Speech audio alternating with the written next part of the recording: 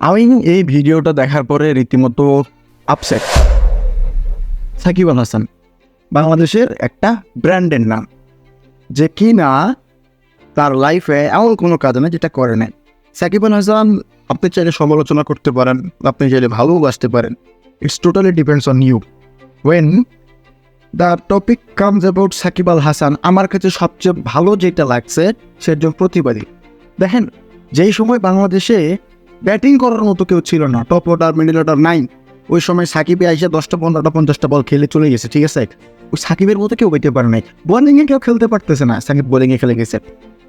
এখন যে কাইন্ডটা হয়েছে, আমরা যখন ছাত্র আন্দোলন হইল আমরা দেখলাম, ছাত্র আন্দোলনে আমরা অন্তত সাকিব আল হাসানের পোস্ট মানে পেজ থেকে একটা পোস্ট আশা করছিলাম যে সাকিব আল হাসান ডু সামথিং, কিন্তু আমরা পাইনি।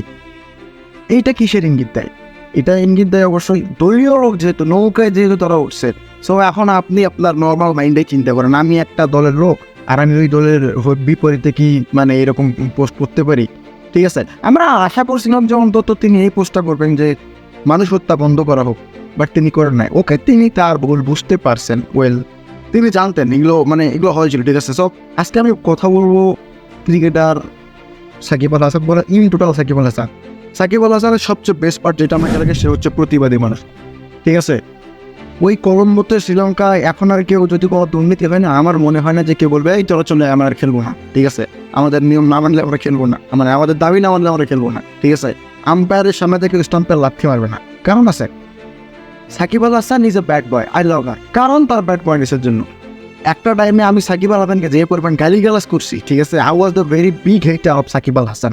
বাট কারেন্ট অ্যান্ড রিসেন্ট কিছু দেখে আমি জাস্ট সাকিব আল হাসানের ফ্যান না বললেও মানে হয় না একগুলো মানুষ যে অস্বীকার করতে পারবো না। সো সাকিব আল হাসান হচ্ছে ওই মানুষটা যাকে আমরা অস্বীকার করতে পারবো না।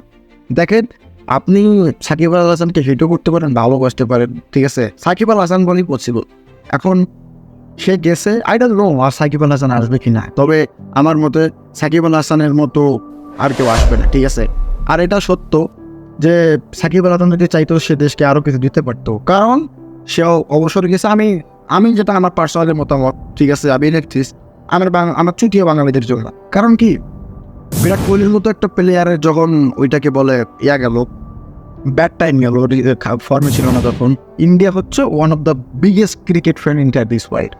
তারা কিন্তু বিরাট কোহলিকে একটু, যারা সমালোচক তারা করছে, কিন্তু তারা টাইম দিছে 1-1.5 বছরের মতো বিরাট কোহলির অফ ফর্ম গেছে, and then Virat Kohli come with a very big broom.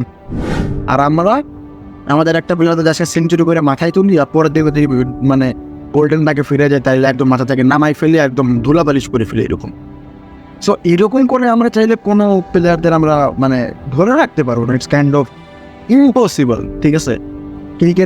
Cricket খেলা, বলবুটির খেলা ভালো যায় খারাপ যায়, তবে আলটিমেটলি যদি আপনি ক্রিকেট লাভার হয়ে থাকেন, দেন ইউ ক্যান্ট হেট সাকিব আল হাসান। আমরা হেটার ছিলাম, আমাদের একটা গ্রুপ ছিল সাকিব আল হাসান এটা, বাট যখন অবশ্যই নিল না, আমরা বললাম শিরে আর তো পাগলা হতে বনে খেলার মাঠে, ঠিক আছে। সো আফটার অল সব কিছু এন্ড T20 থেকে অলরেডি অবসর নিয়ে নিছে, যেটা ওয়ার্ল্ড কাপে মেবি খেলে ফেলছে, আর টেস্ট মেবি হচ্ছে বাংলাদেশে এসে শেষ করবে। তবে বাংলাদেশে আমরা আমাদের অ্যালামনাইদের করতে পারি না, সম্মান দিতে পারি না, কারণ আছে। কারণটা হচ্ছে যে অন্য দেশে যারা বড় বড় ক্রিকেটার থাকে তাদের নামে হচ্ছে স্টেডিয়ামে প্যাভিলিয়ন হয়, কিন্তু আলহামদুলিল্লাহ আমাদের দেশে আজ পর্যন্ত কোনো প্যাভিলিয়ন হয় নাই, ঠিক আছে। আমরা আমাদের পঞ্চপাণ্ডবদের সম্মান করতে পারি নাই, ঠিক আছে।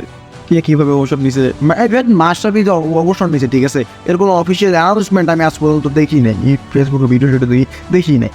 সো বললে অনেক কথাই বলা যায়, but end of the day Shakib Al Hasan, we love you, I love you, অনেক কিছু দিয়ে গেছো, তোমার লাইফটা আরও ভালো মতো কাটুক, এইটাই দোয়া করি।